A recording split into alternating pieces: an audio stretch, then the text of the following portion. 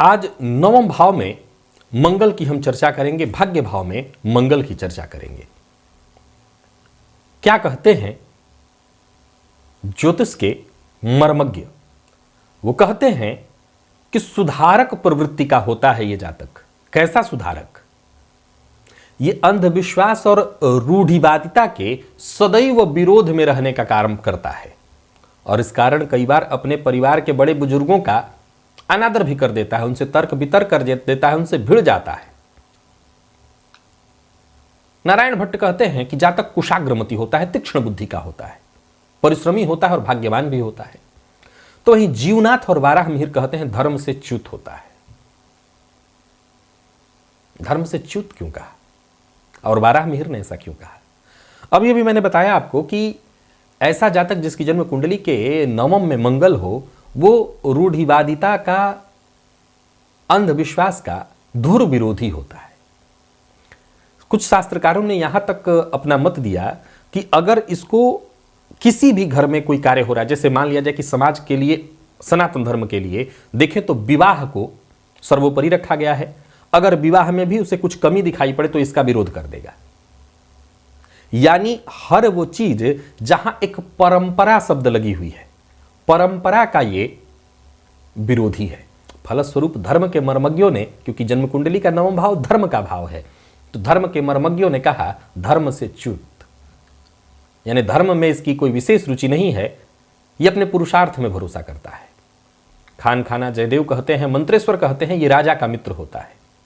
राजा का मित्र शब्द का अर्थ होता है आज के इस परिवेश में जो लोग शासन प्रशासन में हैं उनके बीच गहरी पैठ वाला, लोग इससे ईर्ष्या करते हैं। अब सीधी सी बात है, जो शासन प्रशासन और कानून से जुड़ा हुआ होगा उससे लोग ईर्ष्या तो करेंगे। ढूंढीराज कहते हैं कि जातक के अंदर हिंसा वृत्ति होती है। मंगल जन्म कुंडली के तृतीय भाव में हो तो उनकी दृष्टि पराक्रम पर होती है, तो ऐसे जातक सेना, मिलिट्री, पुलिस इत्यादि के क्षेत्र में जाना, खेल के क्षेत्र में जाना भी करते हैं। फलस्वरूप कहीं ना कहीं उग्रता तो वहां होती ही है। तो हिंसा वृत्ति का यहां हमेशा मतलब मारकाट से मत निकालिएगा। मान लिया जाए कि कोई व्यक्ति है जो तीरंदाजी का काम कर रहा है, खिलाड़ी है, तीरंदाजी कर रहा है, शूटिंग का काम कर रहा है ये हिंसात्मक वृत्ति ही, लेकिन असल में ये खेल है। ऊर्जा का यहां पर अलग तरीके से, अब कोई फुटबॉल खेल रहा है तो फुटबॉल में सामने वाले पर क्रोध ही एक तरह से होता है, वहां पर खेलने के साथ साथ गुस्सा, उबाल, तो हिंसात्मक वृत्ति, यहां हिंसात्मक वृत्ति का ये मतलब है।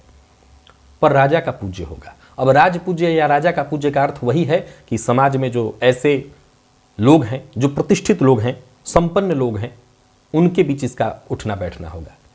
तो वहीं वैद्यनाथ और कल्याण वर्मा भी यही बात कहते हैं, प्रसिद्ध और राजमान्य होगा। प्रिय दर्शकों, मंगल का जन्म कुंडली के नवम भाव में होना कहता क्या है? देखिए, इसमें कहीं कोई दो मत नहीं कि ऐसा जातक अपने भाग्य का लेखक खुद होगा। 28वें वर्ष के बाद इसका भाग्योदय होगा और ये स्वयं अपने भाग्य का लेखन करने वाला होगा। ऐसा कैसे? भाग्य का लेखन वैसे सभी करते हैं, अपने भाग्य का लेखन हमें सभी को करना होता है, परंतु मंगल के पराक्रम में होने के कारण, मंगल के भाग्य में होने के कारण पराक्रम पर मंगल की दृष्टि पड़ेगी। फलस्वरूप ऐसा जातक पुरुषार्थी होगा और पुरुषार्थ के कारण ही वो हर सुख हासिल करेगा। अब कई बार क्या होता है कि कुछ आज के इस परिवेश में ले लीजिए, लोग आजकल के बच्चों को ले लीजिए, वो माँ बाप कुछ पूजा पाठ कर रहे हो तो वो प्रश्न करते हैं ऐसा क्यों? ऐसा नहीं करना चाहिए, सब कुछ कर्म ही है। हालांकि एक वक्त के बाद हर किसी को समझ में आ जाता है कि कर्म और धर्म ये दोनों एक ही है, अलग अलग नहीं है। भगवान श्री कृष्ण ने यही तो कहा, सर्वधर्मान परित्यज्य मामेकम शरणम व्रज। तो आखिर जब उन्होंने ये कहा कि सभी धर्मों का त्याग करके मेरी शरण में आ जाओ, तो वो किस धर्म की बात कर रहे थे? अर्जुन तो सनातन धर्म के ही हैं, सनातन धर्म को मानने वाले थे और उस समय सनातन धर्म को छोड़ करके और कोई धर्म था भी नहीं। ईसा को शुरू हुए कोई बहुत समय नहीं हुआ है। तो कौन से धर्म की बात श्री कृष्ण कर रहे थे? कर्म की। कर्म ही धर्म है। तो वो यही कह रहे थे कि सभी कर्मों को छोड़कर तुम मेरी शरण में आओ, तुम कर्ता हो, इसका बोध त्याग दो। तो मंगल जिनके भाग्य में हो वो अपने आप को कर्ता समझते हैं, क्योंकि वो पुरुषार्थी होते हैं। तो पुरुषार्थी होते हैं इसलिए अपने आप को कर्ता समझते हैं, और कर्ता समझते हैं इसीलिए वाराह मिहिर ने कहा धर्म से च्युत।